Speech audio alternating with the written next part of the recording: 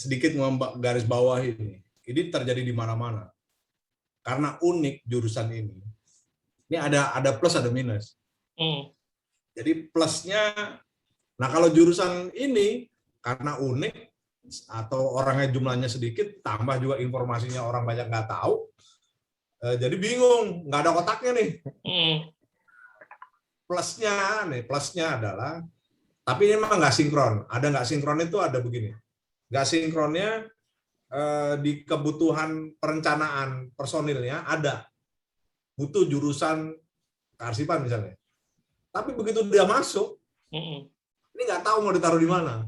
Nah, saya mau jawab tadi Mas Eno, termasuk saya nih. Saya dulu begitu. Bingung dia mau ditaruh di mana nih anak kan gitu. Iya. Tapi menangnya anak ini dari UI nih kan gitu. Oh, ternyata tetap ya. Di mana juga tuh. Dilihat begitunya. Tampilan pertama kan. Iya, jadi malah jadi rebutan.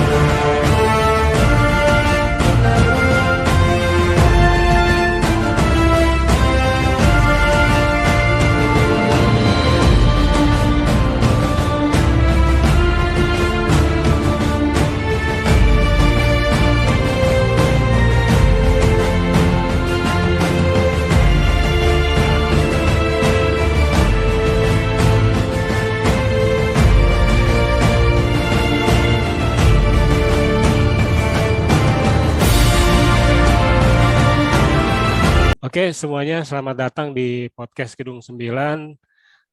Saya David Daniel dan juga ada Mas Seno Aji.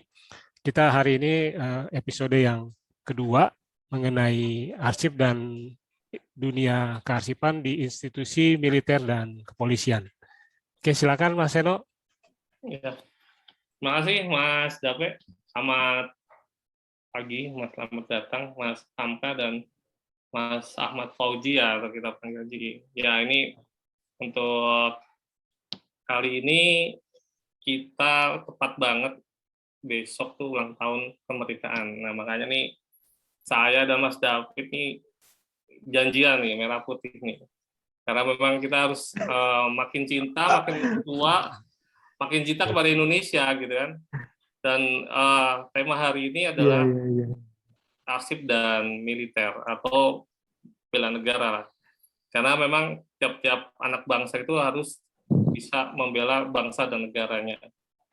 Alhamdulillah pagi ini sudah ada dari Mas Hamka dan Mas Ahmad Fauji yang bekerja di Dinas Kemiliteran dan Kepolisian. Nanti bagaimana kisahnya dan pengalamannya waktu kuliah kita gali sama-sama. Gitu. Silakan Mas Dape. Iya, mungkin pertama kali kita ke Mas Hamka nih. Selamat pagi Mas Hamka. Selamat pagi Mas David, Mas Eno, Mas. Assalamualaikum. Waalaikumsalam. Nah ini kita ingin tahu nih dari Gedung 9 kan, Mas Hamka angkatan tahun berapa ya Mas kearsipan? Kalau Gedung 9, gedung tempat kita nongkrong dulu, depan Gedung 9 tuh ada pohon ya Mas Seno ya. Iya. Ada pohon tempat kita nongkrong. Saya kebetulan alhamdulillah sempat belajar di sana tahun 91, angkatannya 91. Mas Seno ini 90 89 ya Mas ya? 89. 9. Sempat ketemu sama Mas Seno waktu di kampus. Ya. Ya, Nah, waktu kuliah kira-kira udah kepikiran belum nih? Waktu baru masuk deh, cerita dari baru masuk nih, waktu dari SMA nih misalnya kan, terus ke arsip nih, kok kuliah arsip nih gitu kan, ada lagi di UI kan gitu. Kira-kira udah tahu belum mau ke dinas kemiliteran, Mas Hamka?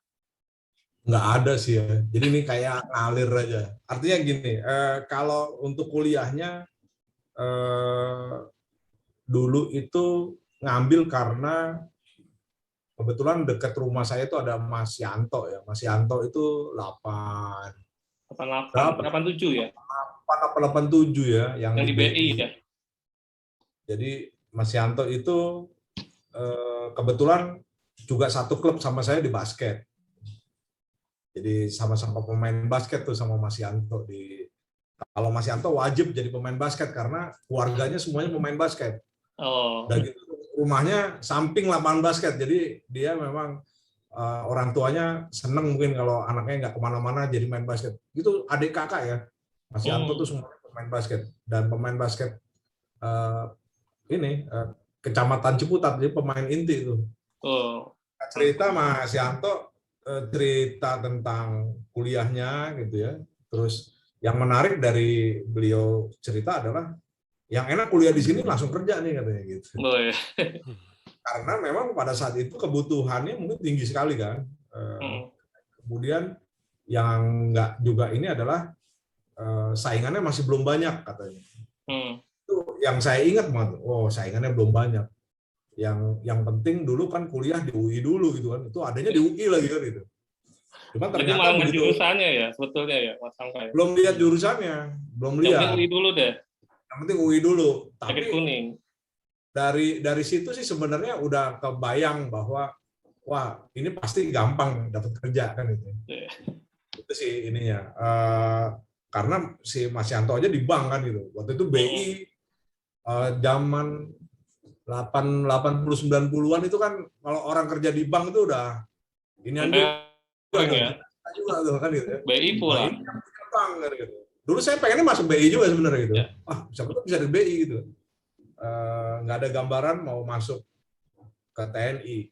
Cuman memang latar belakang keluarga saya yang dari TNI gitu ya. Kemudian juga tambahan sebenarnya nggak minat sih, nggak minat pengen jadi gitu. Cuma kalau mau jadi dari lulus SMA langsung masuk akademi waktu itu. Cuma nggak kepengen gitu. Rambut udah keburu panjang kan itu, udah gondrong. Saya kan kuliah dulu gondrong kan gitu. Rambut panjang tuh, Mas Eno masih ingat tuh, rambut saya panjang. Jadi kenapa terus jadi masuk itu juga ada ceritanya. Karena kebetulan saya ikut BKP Mapala UI. Ada salah satu materinya adalah jumaring. Ada jumaring itu turun dari ketinggian gitu ya, menggunakan alat itu. Itu direktorat. Direktorat kita, direktorat dari paling atas itu kita turun satu-satu pakai alat jumaring itu. Nah, saya pas sampai ke lantai 4 atau lantai berapa, saya ngelihat ada kolonel marinir lagi paparan. Dan ironisnya nih, ironis yang dengerin tuh nggak ada gitu, cuma berapa orang gitu. Aduh, saya lihat ada kolonel udah sepuh gitu, udah senior lah, udah saya ingat bapak saya gitu kan. Kasihan juga ya kalau itu bapak gua ngomong nggak ada yang dengerin gitu kan. Saya begitu turun ke bawah, saya carilah ini bapak itu ngapain sih kan gitu kan. Saya tanya sama supirnya tuh, Pak itu acara apa? Itu sosialisasi mahasiswa beasiswa ABRI tahun 92 itu 93 lah itu 93 awal ya. Itu beasiswa ABRI itu apa nih barangnya nih kan? Mulai itu. Kebetulan juga salah satu sahabat saya kuliah itu mungkin Mas Seno juga kenal, SMA mungkin kenal semua lah, Mas Yosep tuh ya. Oh, Yosep ya. Yosep yang itu tuh interest malah, ayo Kak kita daftar yuk katanya. Kita ada nih katanya. Itulah. Itu ininya tuh awal-awalnya. Cuma ya mulai yang paling menguatkan adalah begitu saya sampai kos-kosan, saya potong rambut tuh. Potong rambut tadi yang panjang itu, cobalah daftar gitu ya. Potong rambut. Sampai rumah, saya pulang hari Sabtu atau Minggu saya lupa. Saya ngabarin itu orang tua saya syukuran. Bikin Syukuran tentang? bikin tumpeng lah ibu saya itu. Saya bukan syukuran, bukan syukuran potong rambut ya, bukan ya? Itu ternyata gitu loh. Lah bener, kurang apa? Ya ini kamu potong rambut. Wah, potong rambut. Wah, dipotong rambut aja udah seneng, apalagi masuk jadi tentara kalian gitu. Oke. Itu menguatkan sih, makin menguatkan. Saya tes, tapi tesnya sebenarnya nothing tulus ya. Nggak lulus juga apa-apa gitu. Jadi tapi justru karena nothing tulus, karena saya ingat banget saya tuh tes pusatnya di Bandung itu bulan puasa tuh. Saya nggak pernah ada yang saya batalin. Kalau teman-teman yang lain tuh karena mau semapta gitu ya, Mas Ji tahu lah. Tes semapta, wah pada makan dulu, minum susu. Saya enggak. Ya lulus ya, alhamdulillah enggak ya udah saya bilang gitu kan. Jangan batalin puasa. Itu agak ajaib juga. Yang teman saya lari yang pada nggak pada puasa tuh nggak ada yang lulus. Oh, berkah ya. Itu dari kearsipan siapa aja tuh, Mas? Dulu Mas Yosef sempat daftar, terus ada satu lagi Joko ya, ada kawan seangkatan juga, Joko, bukan Mas Joko yang sekarang ini, Mas Joko ini udah hilang nih dari peredaran nih teman saya nih. Kebetulan kalau dia juga anaknya anggota, jadi kita bertiga kalau nggak salah, tapi karena kebutuhannya cuma satu, jadi ya alhamdulillah yang saya yang kepilih sih. Ya. Oke. Ya, jadi menarik juga ya ketertarikannya tuh karena melihat kolonel itu ya, yang mau presentasi soal beasiswa malah ya. Seperti dan itu. kolonel itu jadi atasan saya ternyata. Oh. Ketemu di mana jadinya tuh? Namanya Pak Arifin. Beliau kolonel marinir. Kebetulan keturunan ya. Beliau dia keturunan Tionghoa, Pak Arifin ini. Tapi wah nasionalismenya luar biasa. Saya sempat ketemu jadi anak buahnya di nggak langsung lah. Beliaunya udah mau pensiun waktu itu. Tapi saya sempat ngomong dan cerita yang sama kayak begini. Beliaunya ketawa tuh. Oke. Tunggu sebentar Bang. Kita coba ngomong ke Bang Fauji nih. Ya, Ji. Nah, kira-kira gimana waktu pertama kali apa setelah lulus dari kuliah itu apa langsung mendaftar seperti Bang Hamka gitu atau gimana?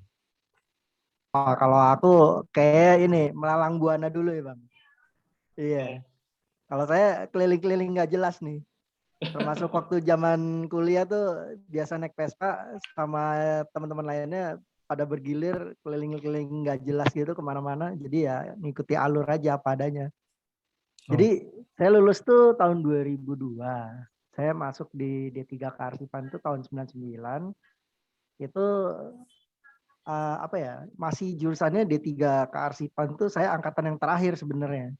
Jadi di bawahnya saya itu mungkin nih buat para pendengar atau penonton yang lainnya juga sih buat jadi bahan pengetahuan juga. Jadi di bawah saya tuh tahun 2000 tuh udah masuk yang penggabungan antara kearsipan dengan perpustakaan. Terus berganti-ganti nama dan tahun 2021 ini katanya infonya udah D4 kembali lagi D4 kearsipan. Nah, balik lagi ke saya ya. Saya lulus 2002 itu sempat ngikut pekerjaan tuh yang sifatnya project atau pembenahan. Ya bisa dibilang kalau ibarat rumah itu orang bangun di tanah kosong, bangun bangunannya udah jadi ya udah selesai pekerjaannya. Tinggal dilanjutkan pemeliharaannya atau perawatannya atau sistem berikutnya. Nah, saya tuh sempat di tahun 2002 sampai 2003 lah kurang lebih. Itu ngikut dosen, ngikut alumni, ngikut yang lain segala macam tuh sifatnya pembenahan kearsipan. Jadi arsip-arsip di instansi yang sifatnya bilang aja kacau ya atau belum tertata rapi atau memang terlewatkan untuk dikerjakan Sehingga kita lakukan pembenahan, terus juga sistemnya berikut dengan penyimpanannya 3 bulan, 4 bulan selesai gitu. Nah, salah satunya di dinas, terutama di DKI ya, di Pemprov DKI, di Dinas Perumahan, terus juga di Bank BNI. Nah, akhirnya setelah beberapa kali ngikutin proyek 3 bulan, 4 bulan, ternyata ada pencerahan nih dari nasibnya saya nih Bang. Saya ini ikut alumni, salah satu alumni juga. Nah, itu lebih jelas lagi dalam artian sistem kontrak kerjanya itu kayaknya tahunan nih gitu, nggak bulanan lagi. Jadi bisa berkelanjutan. Nah, saya ngikut salah satunya di anak perusahaannya Bank BRI ya. Tahun 2004 itu saya masuk sebagai data entry atau input data. Nah, setahun kemudian ternyata meluas nih pekerjaannya gitu, tanpa diduga-duga dengan usia yang belum 25 tahun gitu Bang. Saya ngikut, kembali lagi kayak tadi tuh Bang Hamka bilang, ini peluang besar karena jurusannya unik gitu kan, peluangnya luas, terus juga jarang peminatnya mungkin ya, dalam artian kurang informasi juga. Nah, itu di 2005 saya langsung dimutasikan ke daerah. Sempat kaget juga. Kagetnya itu mimpin satu gedung yang besar, terus unit kerjanya itu banyak, luas. Untuk wilayah Kanwil Semarang itu kalau areanya mungkin bisa dibilang jalur Pantura ya, jalur Pantura sampai dari barat sampai ke timur gitu. Ini belum masuk ke ini ya, sebagai sebagai kepolisian ya. polisi nih, iya. Nah, dari situ ternyata saya melihat udah sebagai apa ya, sebagai kepala gedung, ternyata termotivasi cari sesuatu yang baru lagi nih Bang, gitu. Nah, setelah di instansi BUMN atau anak perusahaannya udah jalanin, ternyata ada nih dari pemerintah ini, biasa PNS tuh pembukaan tiap tahun segala macam. Nah, lebih tertarik lagi saya untuk ikut ke pemerintahan. Saya coba tiap tahun daftar di kementerian segala macam. Nah, ternyata memang nasibnya 8 tahun saya jalanin tiap tahun tuh ya bisa dibilang gagal. Gagal tuh karena saingannya teman-teman sendiri gitu kan. Iya, saingannya teman-teman sendiri. Nah, ternyata teman-teman udah pada masuk ke kementerian lain-lain segala macam.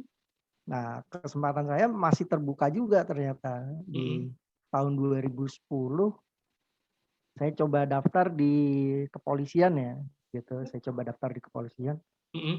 Nah, ternyata alhamdulillah lulus gitu. Mungkin karena 8 tahun sebelumnya ikutin tes, jadi di luar kepala jatuhnya. Iya. Nah, pas saya masuk, sebenarnya yang dibutuhkan itu sesuai dengan jurusan, dengan jasa. Saya itu bisa dibilang harusnya masuknya ke arsipan gitu, ke arsipan. Nah, 7 orang yang diterima, uniknya itu yang 6 masuk ke bagian administrasi atau di bagian tata usaha gitu. Nah, sedangkan saya larinya kok ke perpustakaan, agak bingung saya. Iya, apa saya melihat jurusan saya yang di junior saya itu tahun 2000 antara gabungan perpus sama arsip. Ternyata pas saya jalanin berapa bulan di polisi ya, ternyata memang miskomunikasi, dalam artian saya memang khusus yang di PT IKA ini masuknya ke pustakawan gitu. Oke, tapi ada kemiripan lah ya tentang apa ilmunya ya. Jadi sedikit banyaknya ini ya ada lah, bisa lah ya untuk mengatur perpustakaannya ya. Oke. Nah, ketika saya baru masuk kan biasanya ya namanya kayak karyawan baru ya atau apa pegawai baru. Nah, itu berkas-berkasnya saya tuh istilahnya dihadapkan ke pimpinan gitu, dihadapkan ke pimpinan atau ternyata karena butuh apa ya, butuh staf di bagian lain gitu. Nah, ternyata saya nggak jadi masuk ke perpustakaan atau ke dunia kearsipan gitu. Melainkan saya jadi staf administrasi di bagian akademik. Itu sempat setahun di situ. Nah, ternyata pas saya mencoba untuk kembali lagi sesuai dengan jurusan saya ditarik lagi, dimutasikan lagi ke bagian lain gitu, ke bagian dokumentasi. Di situ karena butuh orang yang siap siap waktu, siap tenaga, terus juga di PTIK sendiri waktu itu di STIK ya, itu memang kekurangan kekurangan orang segala macam. Akhirnya nggak disadari 7 tahun saya sebagai dokumentasi, bukan menata dokumen jatuhnya Bang, walaupun namanya mirip-mirip nih gitu. Nggak nyambung, tapi ya karena saya 3 tahun di D3 UI itu kan di kearsipan, saya juga nggak mau kehilangan ilmu saya kan. Akhirnya ya dari hasil dokumentasi liputan saya harian, saya coba terapkan secara simpelnya itu saya penyimpanan di komputer minimal tuh saya sesuaikan dengan sistem kearsipan yang saya punya gitu Bang. Jadi misalkan dari folder Drive D saya bikin folder khusus dokumentasi kegiatan PTIK. Nah dari folder itu saya bikin per tahun, di dalamnya lagi saya bikin per bulan. Nah itu udah saya siapkan udah 12 folder duluan, 12 bulan gitu kan. Nah saya baru lagi masuk lagi ke subnya lagi, baru kegiatan per harian gitu Bang. 7 tahun lumayan. Ya, jadi pada akhirnya setelah Malang Buana dan kemudian di institusi kepolisian juga akhirnya terpakai juga ya, karena juga sebetulnya memang setiap bagian perlu gitu ya penataan arsipan ya. Kalau Mas Ci udah mulai menerapkan sebetulnya arsip digital ya, manajemen arsip digital ya. Salah satunya. Nah ini kalau jadi kalau di Mas Hamka setelah masuk lah ya, diterima gitu Mas ya. Apakah pada waktu itu langsung berhubungan dengan pekerjaan kearsipan atau ternyata beda sama sekali nih kayak Mas Ji itu? Gimana Mas Hamka? Sedikit garis bawah ini terjadi di mana-mana. Karena unik jurusan ini. Ini ada plus ada minus. Jadi plusnya minusnya dulu lah ya, minusnya dulu. Kalau plusnya banyak. Minusnya dulu itu adalah organisasi tidak tahu atau mungkin organisasi kesulitan naruh personal ini sesuai dengan job desk yang ada di bagian organisasi mereka. Ini contoh. Pasti nggak ada tuh di STIK misalnya ada job desk, ada kotak yang mewadahi jurusan yang pas sesuai dengan kita. Kalau orang teknik kan beda ya. Orang teknik, arsitek, orang sipil segala macam itu mungkin jelas tuh ininya. Bisa larinya kemana jelas. Nah kalau jurusan ini karena unik atau orangnya jumlahnya sedikit, tambah juga informasinya orang banyak nggak tahu, jadi bingung, nggak ada kotaknya nih. Plusnya adalah, tapi ini memang nggak sinkron. Ada nggak sinkron itu ada begini. Nggak sinkronnya di kebutuhan perencanaan personilnya ada. Butuh jurusan kearsipan misalnya. Tapi begitu dia masuk, ini nggak tahu mau ditaruh di mana. Nah, saya mau jawab tadi Mas Eno, termasuk saya nih. Saya dulu begitu. Bingung nih mau ditaruh di mana nih anak kan gitu. Iya. Tapi menangnya anak ini dari UI nih kan gitu. Ternyata tetap ya. Di mana juga tuh. Dilihat begitunya. Tampilan pertama kan. Iya, jadi malah jadi rebutan. Makanya saya dulu Letnan 2 ada nggak jelas kemana-mana nih saya nih. Saya ada yang minta jadi ajudan Kasau, saya diminta jadi ke Paskas kan gitu ya. Saya diminta ke jurusan-jurusan yang sebenarnya di luar ininya saya gitu loh. Tapi karena saya udah sekolah kearsipan ini, jadi membuat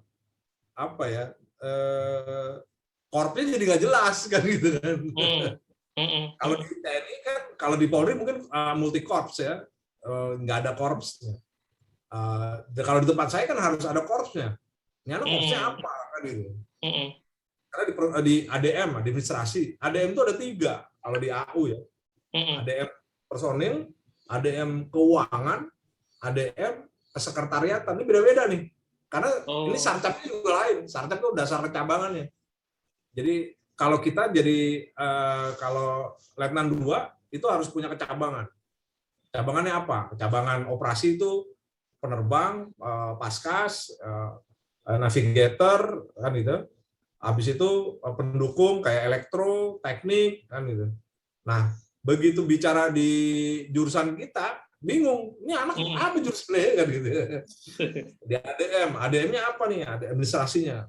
Nah, saya juga waktu itu jadi rebutan. Saya yang kalau ke keuangan nggak mungkin aja karena nggak ada basic keuangan kan. Iya. Jadi antara personil sama sekretariatan nih. Mana nih yang mau ngambil kan gitu.